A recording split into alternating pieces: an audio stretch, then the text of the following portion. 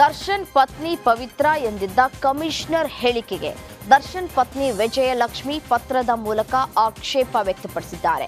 ನಗರ police ಆಯುಕ್ತರಿಗೆ ವಿಜಯಲಕ್ಷ್ಮಿ ಪತ್ರ ಬರೆದಿದ್ದು 19/5/2003ರಲ್ಲಿ ನಾನು ದರ್ಶನ್ ಧರ್ಮಸ್ಥಳದಲ್ಲಿ ಮದುವೆ ಆಗಿದ್ದೇವೆ. ದರ್ಶನ್ಗೆ ಇರೋದು ನಾನೊಬ್ಬಳೇ ಪತ್ನಿ. ನಮಗೆ ಒಬ್ಬ ಮಗನೂ ಇದ್ದಾನೆ. ಪವಿತ್ರ ಗೌಡ ಸಂಜಯ್ ಸಿಂಗ್ ಎನ್ನುವವರ ಪತ್ನಿ. ದರ್ಶನ್ ಪತ್ನಿ ಅಂತ ಬಂದಾಗ ನನ್ನ ಹೆಸರೇ ಬರೆಯಿರಿ ಅಂತ ಗೃಹ ಸಚಿವರಿಗೆ ಮತ್ತು ಕಮಿಷನರ್ ಅನ್ನ ಉಲ್ಲೇಖಿಸಿ ಪತ್ರವನ್ನ ಬರೆದಿದ್ದಾರೆ.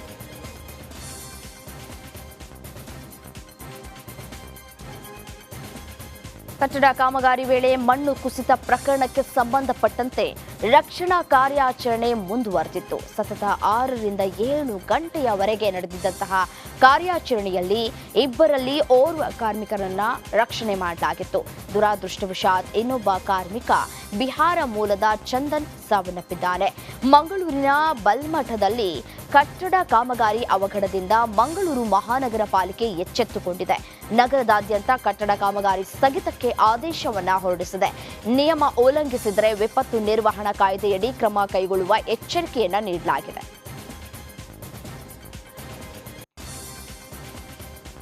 ಮಂಡ್ಯದ ನೂತನ ಜಿಲ್ಲಾ ಪೊಲೀಸ್ ವರಿಷ್ಠಾಧಿಕಾರಿ ಮಲ್ಲಿಕಾರ್ಜುನ ಬಾಲದಂಡಿ ಅಧಿಕಾರ ಸ್ವೀಕಾರ ಮಾಡಿದ್ದಾರೆ. ಎಸ್ಪಿ ಮಲ್ಲಿಕಾರ್ಜುನ ಬಾಲದಂಡಿ ಬೆಂಗಳೂರು ಗ್ರಾಮಾಂತರ ಜಿಲ್ಲೆಯಿಂದ ಮಂಡ್ಯಕ್ಕೆ ವರ್ಗಾವಣೆಯಾಗಿದ್ದಾರೆ. ಮಂಡ್ಯ ಎಸ್ಪಿಯಾಗಿದ್ದ ಎನ್ ಯತೀಶ್ ದಕ್ಷಿಣ ಕನ್ನಡ ಜಿಲ್ಲೆಗೆ ವರ್ಗಾವಣೆ ಹಿನ್ನೆಲೆ ಮಂಡ್ಯ ಎಸ್ಪಿಯಾಗಿ ಅಧಿಕಾರ ಸ್ವೀಕರಿಸಿದ್ದಾರೆ. ಕೋಲಾರ ಎಸ್ಪಿ ಎಂ ನಾರಾಯಣ್ ಅವರು ವರ್ಗಾವಣೆಯಾದ ಹಿನ್ನೆಲೆ ಹೂ ಚೆಲ್ಲಿ ಅದ್ಧೂರಿಯಾಗಿ ಬೀಳ್ಕೊಡಲಾಯಿತು.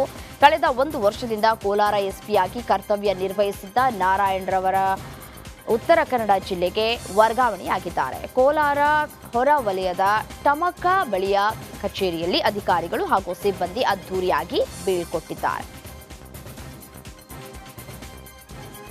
ಬಳ್ಳಾರಿ ಎಸ್ಪಿಯಾಗಿ ಶೋಭಾ ರಾಣಿ ವಿಜೆ ಅಧಿಕಾರ ಸ್ವೀಕರಿಸಿದ್ದಾರೆ.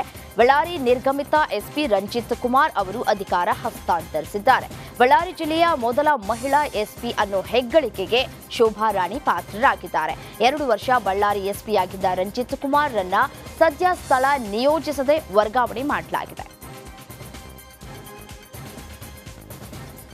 ರಾಜ್ಯದಲ್ಲಿ ಸಿಎಂ ಸ್ಥಾನದ ಗದ್ದಲ ವಿಚಾರಕ್ಕೆ ಚನ್ನಬಸವ ಶಿವಾಚಾರ್ಯ ಸ್ವಾಮೀಜಿ ಪ್ರತಿಕ್ರಿಯೆ ಕೊಟ್ಟಿದ್ದಾರೆ. ಬಾಗಲಕೋಟೆ ಹಾವರಗಿ ಗ್ರಾಮದಲ್ಲಿ ನಡೆದ ದಿವಂಗತ ಮಾಜಿ ಸಚಿವ ಎಸ್ಆರ್ ಕಾಶಪ್ಪನವರ ಪುಣ್ಯ ಸ್ಮರಣೆ ಕಾರ್ಯಕ್ರಮದಲ್ಲಿ ಮಾತನಾಡಿದಂತಹ ಸ್ವಾಮೀಜಿ, ಶಾಸಕ ವಿಜಯಾನಂದ ಕಾಶಪ್ಪನವರ ಚಾಮರಾಜನಗರದಿಂದ ಬೀದರ್ವರೆಗೂ ಸಮಾಜ ಸಂಘಟನೆ ಮಾಡಿದ್ದಾರೆ. ಇದರಿಂದ ಪಕ್ಷಕ್ಕೆ ಲಾಭವಾಗಿದೆ. ವಿಜಯಾನಂದ ಕಾಶಪ್ಪನವರು ಮುಖ್ಯಮಂತ್ರಿ ಸ್ಥಾನಕ್ಕೆ ಅರ್ಹರು. ಅವರನ್ನ ಸಿಎಂ ಮಾಡಬೇಕು ಅಂದ್ರು. ತಿರುಗಿದಿರಿ ಅಂತಂದ್ರೆ ನಾವು ಕೂಡ ತಯಾರಾಗಿದ್ದೀವಿ. ಇವರು ಬೇರೆ ಸಚಿವರಾಗೋದು ಬೇಡ, ಇವರು ಸಿಎಂ ಸ್ಥಾನಕ್ಕೂ ಒಬ್ಬ ಅರ್ಹ ವ್ಯಕ್ತಿ ಅನ್ನೋದನ್ನ ನಾವು ವೇದಿಕೆ ಮುಖಾಂತರ ತಿಳಿಸಲಿಕ್ಕೆ ಬಹಳಷ್ಟು ಇಷ್ಟಪಡ್ತೀವಿ. ಯಾಕಂತಂದ್ರೆ ನೀವೆಲ್ಲ ನೋಡಿದ್ದೀರಿ, ಆ ಒಂದು ಜಾತಿ ಕಳೆದ 5-6 ವರ್ಷಗಳ ಹಿಂದೆ ಸಂಘಟನೆ ದೃಷ್ಟಿಯಿಂದ ನೋಡಿದರೆ ಚಾಮರಾಜನಗರದಿಂದ ಹಿಡಿದು ಬೀದರ್ನವರೆಗೆ ನಮ್ಮ ವಿಜಯಾನಂದ ಕಾಶಪ್ಪನವರು ಪ್ರತಿ ಕ್ಷೇತ್ರದಲ್ಲಿ, ಪ್ರತಿ ತಾಲೂಕಿನ, ಪ್ರತಿ ಹೋಬಳಿಯಲ್ಲಿ ಕಾರ್ಯಕ್ರಮಗಳು ನಿರ್ವಹಿಸಿದ್ರು.